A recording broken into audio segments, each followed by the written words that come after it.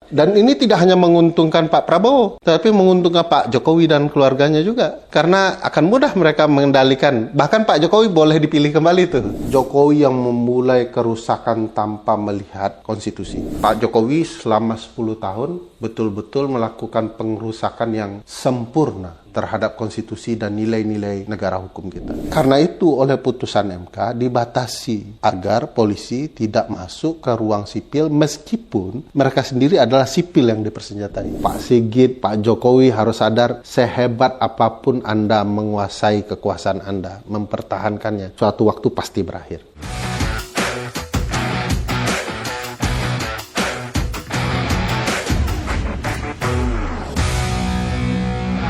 Kembali bersama saya di Abraham Samad Speak Up. Netizen, hari ini saya menghadirkan tamu yang luar biasa. Ini sahabat kita semua, Bung Ferry Amsari. Assalamualaikum. Waalaikumsalam Bang, udah lama nggak main di sini. Pakar Hukum Tata Negara dari Universitas Andalas. Bung Ferry, kita lihat ini di penghujung tahun. Ya. Tapi kalau kita coba flashback kembali, tahun 2025 ini adalah kalau kita mau bilang supremasi hukum dan demokrasi Indonesia itu sepertinya terancam. Sepertinya alih-alih menjadi pelindung warga sebenarnya. Hancur lebur kalau bahasa saya Bang. Betul, hancur ya.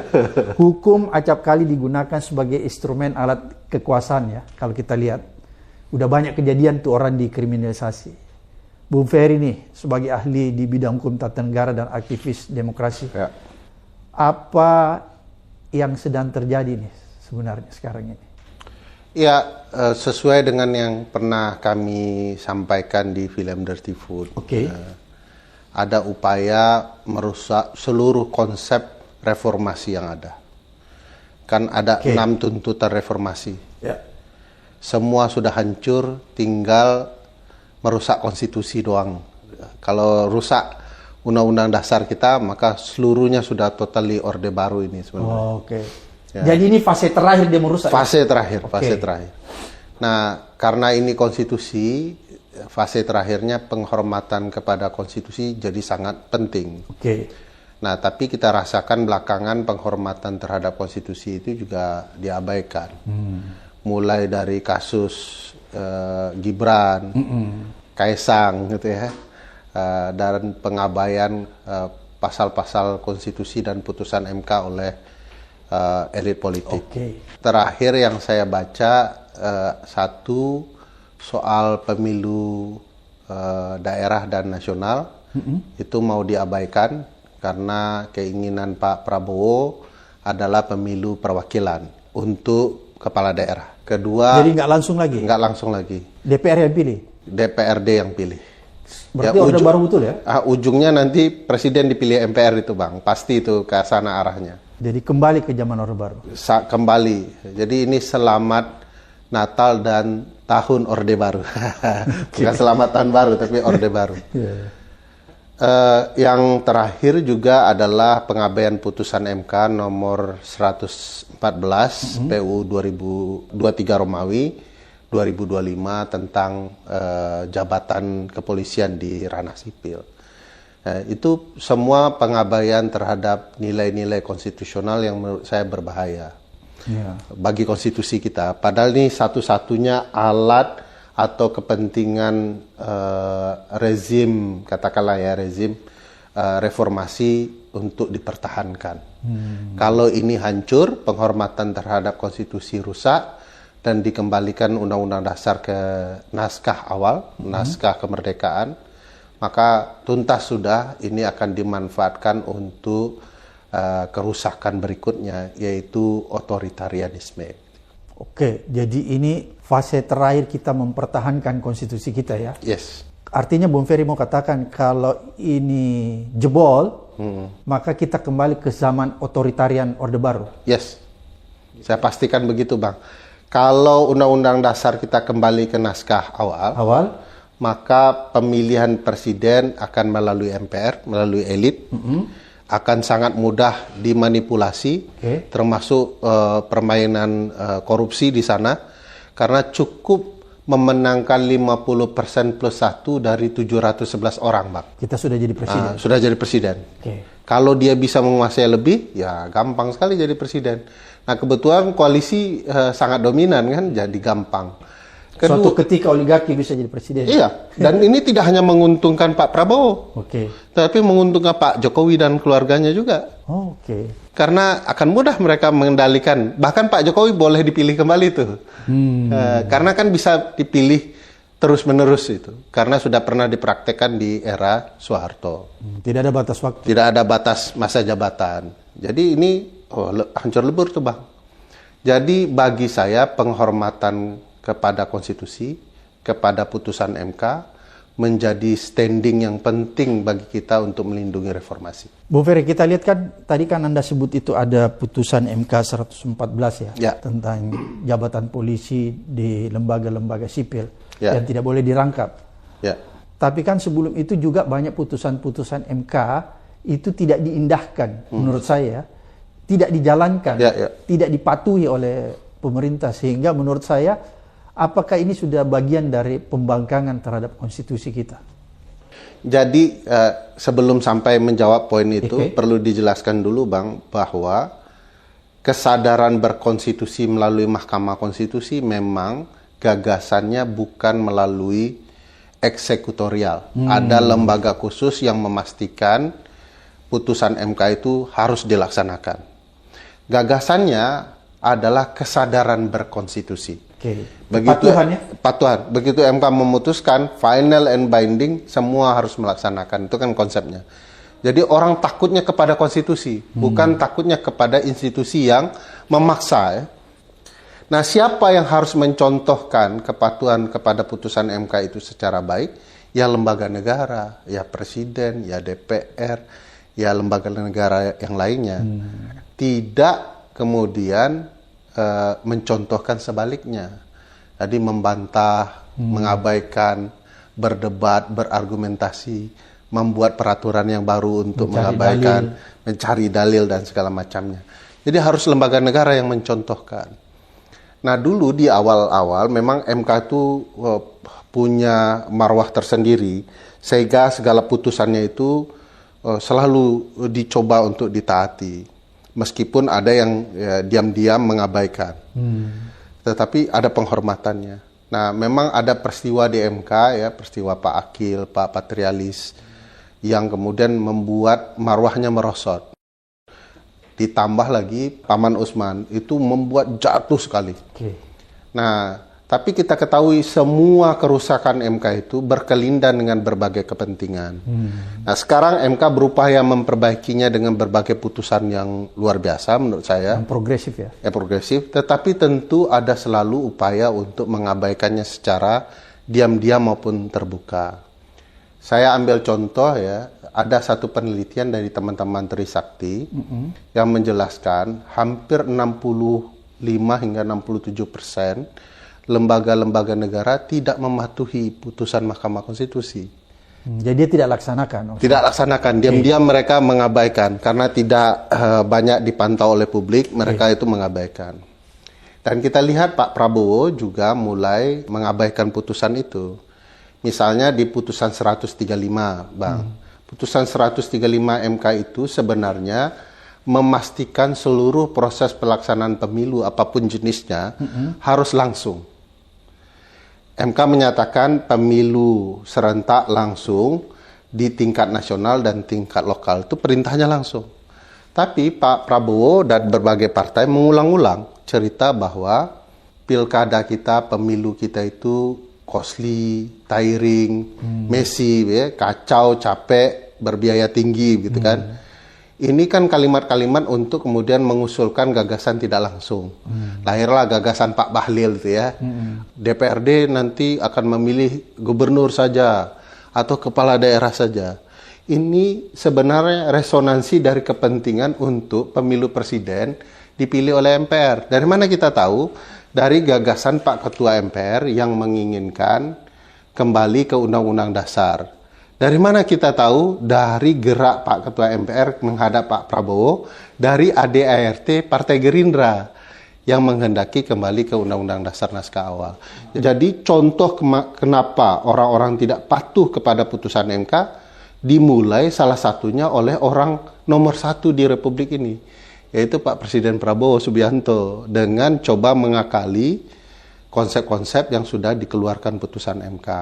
Maka terakhir menjawab pertanyaan Abang adalah apa yang terjadi di kepolisian dengan putusan 114 PUU 23 Romawi 2025 itu sederhananya adalah bagian dari ketidakpatuhan terhadap putusan Mahkamah Konstitusi yang menghendaki fungsi TNI dan militer di dalam putusan itu disebutkan itu sesuai dengan kehendak pasal 30 Undang-Undang Dasar, memastikan agar mereka menjalankan tugas konstitusionalnya sebagai alat negara untuk berjuang di ruang yang sudah ditentukan Undang-Undang Dasar. Jadi ya harus patuh, kalau enggak pengabaian terhadap konstitusi akan terus berlanjut. Jadi jangan kita bersandar kepada orang, Bang, konsepnya. Kita bersandar kepada kesepakatan bersama tertinggi yang namanya Undang-Undang Dasar. Kalau enggak, permainan akan disesuaikan dengan kepentingan orang yang berkuasa ketika waktu tertentu saja. Jadi kalau Ferry Amsari berkuasa, saya abaikan, saya buat sendiri sistem baru supaya saya terus berkuasa. Bisa langgeng ya. Tapi kalau aturan mainnya sesuai dengan konstitusi, Ferry Amsari akan ada batasan kekuasaan, Bang. Pak Prabowo ada batasan kekuasaannya. Pak Jokowi ada batasan kekuasaannya. Karena sifat kekuasaan, kalau dia sudah melewati batas limitnya, dia akan lupa diri, Bang. Dia akan menyimpang. Begitu juga kekuasaan di kepolisian, kekuasaan di militer. Ini kan alat negara yang dipersenjatai, Bang. Satu sipil dipersenjatai, satu militer yang memang tugasnya pertahanan. Nah, kalau mereka... polisi kan berbahaya, sudah punya senjata, punya hukum juga. Iya, tapi dia di ruang sipil yang lebih berbahaya lagi. Rakyatnya sendiri nih, Bang. Kalau militer harusnya di lingkaran wilayah ya, di wilayah pertahanan. Nah, karena ada perjumpaan polisi dengan sipil itu, maka kecenderungan berbenturan dengan sipil akan jauh lebih luas. Apalagi tentara, kalau dia masuk ke dalam ruang sipil lebih berbahaya lagi karena dia ada di kelindan pertahanan kan. Jadi karena itu oleh putusan MK dibatasi agar polisi tidak masuk ke ruang sipil meskipun mereka sendiri adalah sipil yang dipersenjatai. Jadi tugasnya ya memang untuk komitmen di keamanan. Maka kalau Abang lihat di pasal 30 Undang-Undang Dasar itu, tugas polisi satu, tugas militer juga satu. Polisi hanya di ruang keamanan dan militer di ruang pertahanan. Tidak ada yang lebih. Makanya Bang, di konsep perbaikan lembaga negara, kedua institusi ini harus wajib hukumnya. Disejahterakan dulu. Kalau enggak Bang, ini sederhananya. Teman-teman polisi dan militer ini kan melindungi kita nih tujuannya. Tapi hidupnya susah. Nggak mungkin itu Bang. Nah, ini ada langgam politik yang saya baca membiarkan polisi-polisi kita, militer-militer kita hidup kesusahan. Sehingga elitnya bisa dikuasai orang yang punya uang. Sehingga akhirnya mereka tidak bekerja untuk kepentingan publik, tapi bekerja untuk kepentingan uang. Jadi tukang pukul. Bagi saya sayang sekali. Karena bagaimanapun makom konstitusional polisi dan militer adalah melindungi rakyat. Makamnya itu ya? Makomnya itu. Bung Ferry, di channel ini dulu Bung Ferry pernah katakan bahwa kerusakan hukum sesungguhnya sudah lama terjadi. Bahkan itu diperparah sejak era kekuasaan Presiden Jokowi. Apakah Anda melihat kesalahan itu diteruskan atau terus dilanjutkan di era sekarang ini? Iya. Bahkan kalau maksudnya kan kalau di era Jokowi itu kan hukum dijadikan alat oleh kekuasaan ya. Jadi hukum itu dijadikan alat politik. Apakah sekarang juga seperti demikian? Iya. Setali tiga uang nih Pak. Oh, setali tiga uang. Bagi saya Jokowi yang memulai kerusakan tanpa melihat konstitusi. Jadi jangankan dilirik konstitusi, dilihat pun tidak. Ya, pengerusakan itu tidak hanya terjadi ketika Undang-Undang KPK dihantam, Bang. Sudah ada kerusakan-kerusakan ya bertahap. Kita baru sadar ini sudah tidak bisa ditolerir ketika Undang-Undang KPK itu. Permainannya itu yang membuat kita ini nggak mungkin. Di sebagian kita ya, ini pasti ada kepentingan merusak KPK. Sebagian lagi sadar ketika anak Pak Jokowi maju melalui putusan MK kan. Baru sadar. Senior-senior kita ya terutama. Oh ini memang tidak masuk akal. Tetapi kalau dilihat itu sangat bertahap itu dilakukan upaya pengabaian-pengabaian itu. Nah bagi saya Pak Jokowi selama 10 tahun betul-betul melakukan pengerusakan yang sempurna terhadap konstitusi dan nilai-nilai negara hukum kita. Nah, dilanjutkanlah dengan cerita itu oleh Pak Prabowo 1 tahun belakangan ini. Semua orang baru sadar Pak Prabowo itu gagal memimpin Indonesia dari penanggulangan bencana ini. Berantakan itu, Bang. Cara memimpin itu kan bisa kelihatan, Bang. Misalnya ketika bencana, beliau hadir ke tempat bencana, dia sudah memerintahkan wilayah mana dan bagaimana pengelolaannya. Pak Prabowo kan datang lebih mirip seremonial, keliling, jalan-jalan, salaman dengan orang, makan nasi goreng di tempat pengungsian, tetapi tidak pernah kejelasan apa yang akan dia lakukan untuk menanggulangi bencana. Karena semua orang menyatakan bahwa jangan-jangan kebobrokan penanggulangan bencana berkaitan dengan kebobrokan hukum, karena adanya illegal logging, adanya bisnis-bisnis yang tidak sehat yang berakibat kepada bencana. Nah ini gambaran semua nih Bang. Termasuk juga bagi saya kalau mau dibalikkan ke cerita kita, pengelolaan atau penataan lembaga negara. Nah, kalau mengelola bencana saja bermasalah, apalagi lembaga negara, yang punya kepentingan dalam berbagai hal. Nah bagi saya kalau Pak Presiden mau tegas ya, kepada kepolisian, saya janji akan mereformasi Anda semua, saya sudah bentuk tim, tapi syaratnya tentu saya akan perbaiki taraf hidup kalian. Nah, itu baru keren Bang. Tarafnya pertama, misalnya memastikan kebutuhan seorang anggota kepolisian di tingkat terendah itu seberapa. Kan alat ukurnya mudah tuh, teman-teman Selios jago tuh mengukurnya.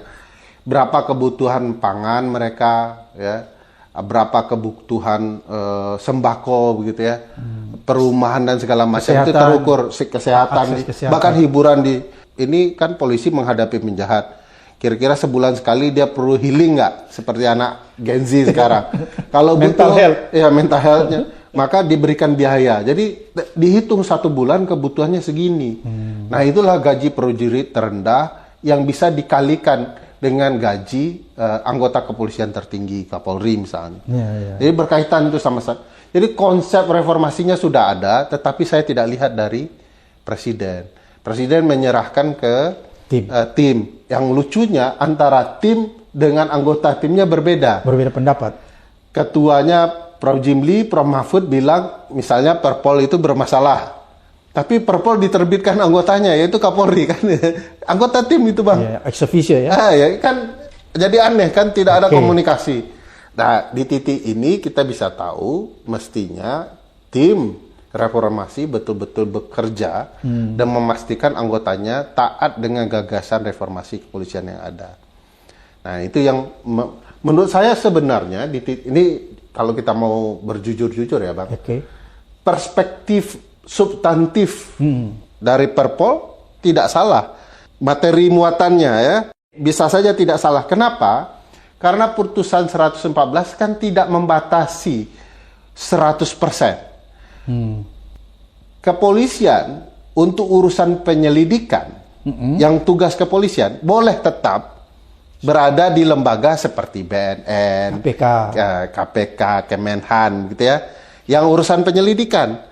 Tapi urusan struktural dan non-struktural kelembagaan tidak boleh. Seperti di Mendagri. Di Mendagri tidak bisa. Di KPK untuk urusan organisasi tidak bisa. Di pertanian. Di pertanian tidak bisa. Ini banyak nih. Jadi secara materinya masih bisa disesuaikan dengan putusan MK. Tapi secara peraturan salah total. Perpolnya itu salah total. Saya nggak tahu siapa yang menasihati kepolisian. Tapi tidak satu pun ya di dalam putusan MK itu bicara soal Perpol. Tim pemerintah yang ada di tim reformasi juga salah tuh Pak Yusril bilang solusinya PP. Bagi saya putusan MK itu tidak tidak bisa diterjemahkan ke hal yang lain. Kalau mau dia dibuat peraturan di undang-undang. Tanpa undang-undang pun putusan MK itu tetap mengikat. Tetap berlaku ya? Tetap berlaku. Oke. Kan perintah MK jelas tuh, bahwa kalau sesuai dengan tugas pokok polisian, boleh sepanjang itu ditugaskan oleh Kapolri. Apa tugas pokoknya? Ya, bidang keamanan, Bang. Jangan nanti ada di Kementerian Pariwisata, Kementerian Pertanian, Kementerian Kebudayaan misalnya, DPD. Nah, itu bukan tugasnya. Jadi ditegaskan saja. Bagi saya itu bisa ditabulasi, Bang. Apa tabulasinya? Apa yang kementerian tertentu yang tugasnya berkaitan dengan penyelidikan atau tidak? Kalau yes, checklist. Kalau enggak, coret. Kan segampang itu, Bang. Nah, ini soal niat satu, soal kepatuhan kepada konstitusi. Nah, kalau itu tidak ada ya zigzag nih, Bang. Nah, kita juga tidak dalam rangka bilang tidak sama sekali, karena jabatan sipil kepolisian itu memang ditugaskan di keamanan. Ada tuh titik-titik tertentu. Saya tidak terbayang juga tidak membutuhkan kepolisian di KPK kan, enggak juga. Tapi harus milih, kata MK. Mau pensiun dini apa enggak? Gitu. Jadi diperbolehkan dengan syarat-syarat oleh putusan MK. Nah, syarat ini yang harus dipatuhi, jangan dicari-cari. Kalau dicari-cari enak tuh, Bang. Akan ada tuh tafsir tersendiri versi siapa. Nah, saya dengar memang kepolisian berkomunikasi dengan Mahkamah Konstitusi dan Pan-RB. Sehingga ditimbulkan tafsir. Nah, ini menurut saya nggak benar. Tafsir putusan itu nggak ada, Bang. Tafsir putusan itu ya di putusan itu sendiri. Nggak orang di MK, nggak sekjen MK, nggak orang kedua di MK. Tapi baca putusan itu dan hormati. Nah, oleh tidak perlu ditafsirkan lagi. Jangan diterjemahkan menurut putusan MK. Oleh karena itu lahirlah Perpol ini, nggak begitu. Menurut putusan MK akan lahir PP. Nah, saya juga heran kenapa Pak Menteri Hukum mendalilkan bahwa tidak ada yang salah dari Perpol karena tidak bertentangan dengan putusan MK.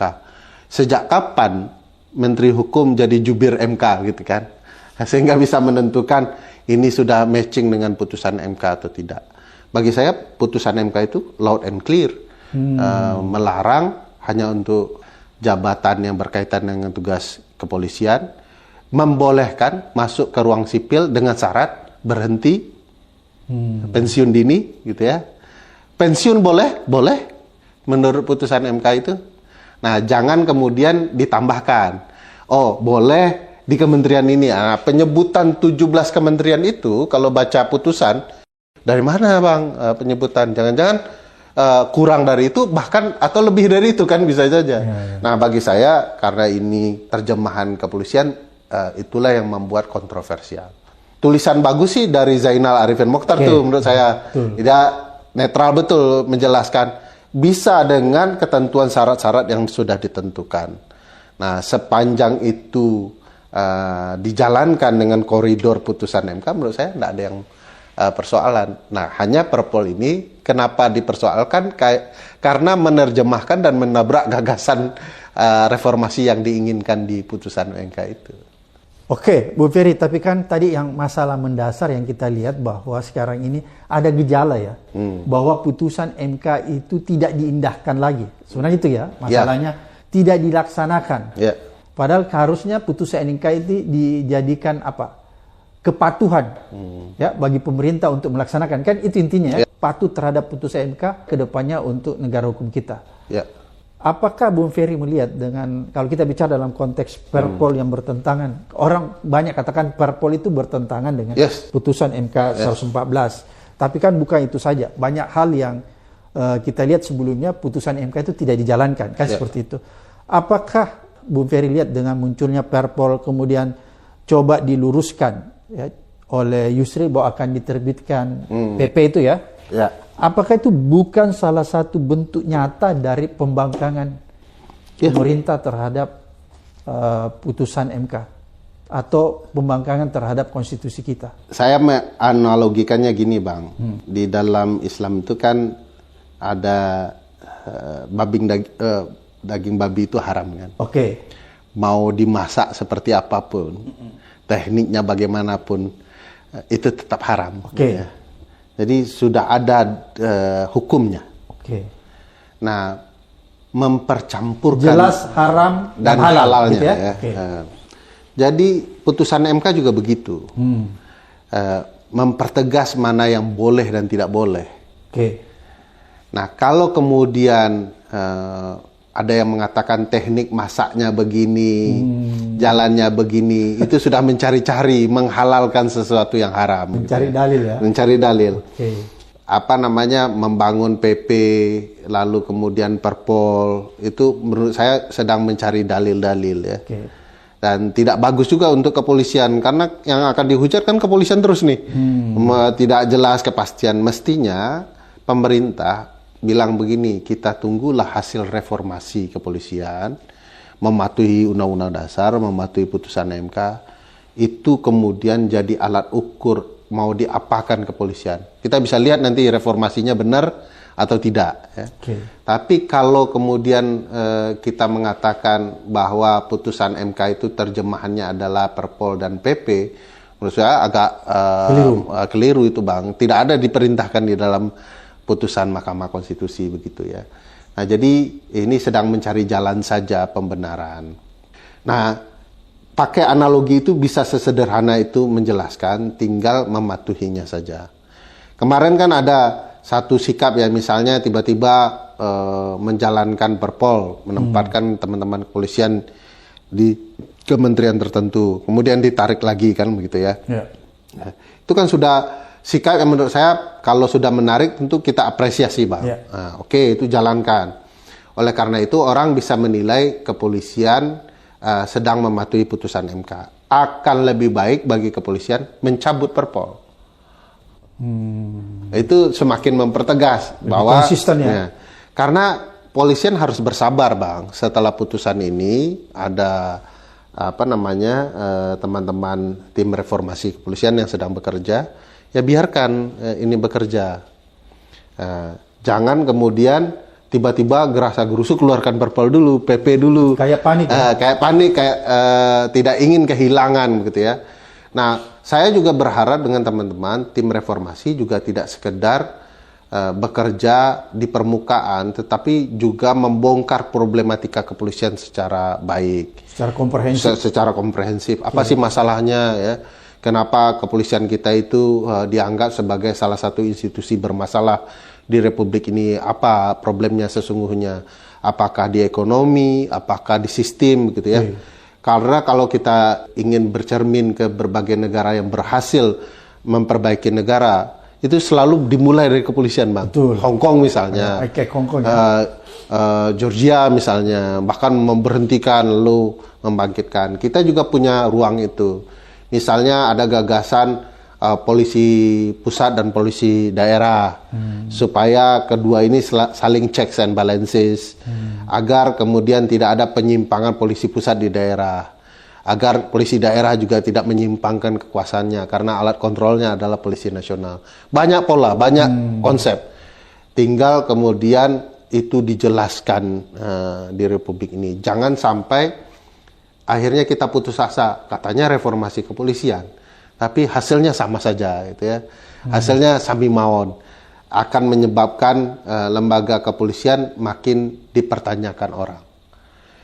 Kepolisian sekarang mukulin orang, padahal warga negara yang dipukulnya itu adalah orang yang wajib mereka lindungi.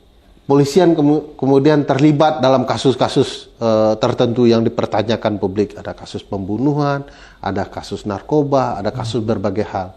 Kan ini perlu direformasi. Ini perlu niat yang sungguh-sungguh. Karena polisi itu bedanya dengan lembaga lain, Bang. Polisi itu langsung bersentuhan dengan publik. Pagi-pagi nih, Bang, sedang susah-susah kita kan makan sarapan buru-buru, ada banyak pekerjaan kantor. Tiba-tiba di simpang jalan ditangkap polisi. Jadi ada persentuhan langsung dengan publik. Sehingga dari pagi sampai malam. Dari pagi sampai malam. Karena bagian dari publik. Barang kita hilang, kita lapor ke polisi. Ya, segala macam berurusan dengan polisi. Nah, karena persentuhan itu, segala hal yang berkaitan dengan polisi itu wajah Republik. Oke. Begitu baik polisi melayani rakyat, orang akan cerita negara baik, negara keren, polisi keren. Dulu saya pernah cerita juga sama abang di sini kalau nggak salah. Di tempat saya sekolah di musim salju, itu polisi 1 jam sekali mendatangi rumah orang tua, elder. Oke. Orang tua yang tinggal sendirian. Betul. Mereka cek tuh, ketok, lihat gitu ya, apakah saudara. Polisi jadi segitunya. Saya lihat jam 7 kok polisi mampir terus ke rumah itu. Jadi dia mengayomi ya? Mengayomi. Okay. Jadi orang jadi senang dengan tugas polisi karena relasi polisi dan masyarakat. Jadi orang bisa merasa kehilangan polisinya. Oh bisa bang, bisa. Okay. Bahkan di titik tertentu pemolisian masyarakat istilahnya, anggota kelompok masyarakat tertentu dijadikan polisi, itu mereka bisa berkelanjutan pengabdiannya. Bahkan warga juga bisa mencat mereka bang. Nah kita kan kagak bang, warga malah diancam oleh polisinya gitu ya. Kalau di tempat maju itu warga bisa menegur polisinya, Anda kok tidak bekerja, kalau gitu Anda kami ganti. Jadi town hall meetingnya warga itu bisa mengeksekusi polisi yang tidak bekerja. Kita nggak bisa begitu. Jadi antara rakyat berdaulat jadi negara kepolisian kata orang kan. Ini yang mau dihilangkan agar polisi betul-betul mengabdi kepada publiknya, polisi betul-betul menjadi pelayan masyarakat. Dan ini yang harus muncul dari Pak Kapolri dan tim reformasi. Jadi harus ada sikap yang berubah. Karena bang, kalau sipil sudah mempertanyakan polisinya, itu nggak bagus. Relasi sipil, karena tiap hari bertemu itu akan bergesekan tajam sekali. Nah kalau publik sudah marah, nggak ada yang bisa menghentikan tuh bang. Nah polisi betul-betul harus punya kesabaran dan punya keinginan melakukan perubahan maksimal. Berarti Bung Ferry ini katakan bahwa ketika sebuah negara rakyatnya selalu mempertanyakan eksistensi kepolisiannya, maka bisa dikatakan negara itu demokrasinya sedang terancam. Ya, jadi kan sipil nih bang, yang dipersenjatai. Tujuannya adalah memastikan sipil terlayani. Nah kalau semua orang bertanya seluruh problematika di Republik ini berkaitan dengan kepolisian, misalnya banjir kemarin, orang mempertanyakan keamanan soal hutan kita kok tidak terjadi gitu ya. Kenapa ada izin, ada pembalakan, kenapa tidak ada yang nangkap hutan-hutan yang ditebang ini? Ya polisinya gitu ya.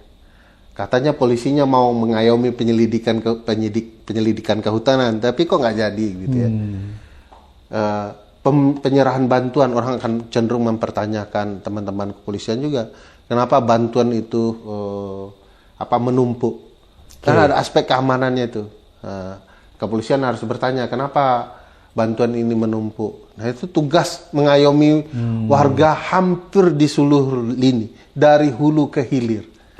Nah, makanya saya tidak sepakat kalau sekedar reformasi hanya menuntut perbaikan layanan kepolisian, tapi juga memberikan kewajiban. Apa kewajibannya? Kesejahteraan, keamanan yang kita bicarakan tadi. Sampai hari ini, kalau polisi menangkap, ini guyonan ya Pak. Yeah.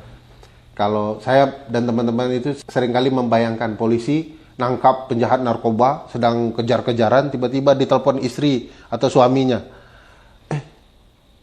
Rinso di rumah habis. Nah. Atau anak sedang demam. Anak sedang demam. Wah, itu pusing tuh bang. Yeah. Karena yang tidak terbayang dengan mereka, kalau anak mereka demam, ada jaminan asuransi, jaminan makanan, jaminan pendidikan, jaminan kesehatan, jaminan segala.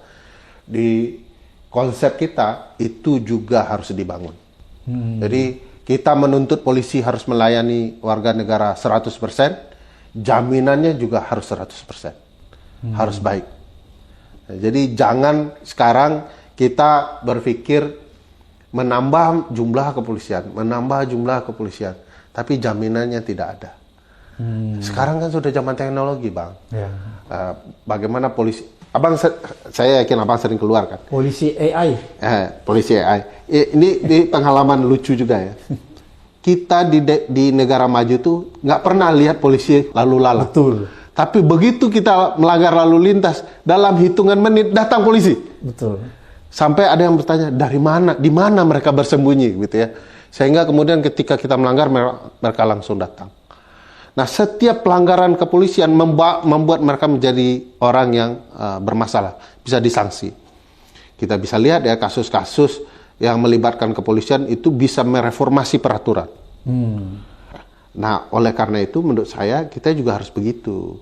Kami akan berikan Anda layanan prima, jaminan kehidupan Anda prima, tapi begitu Anda mengkhianati tugas pokok Anda selesai. Dari yang terbawah hingga yang ke atas.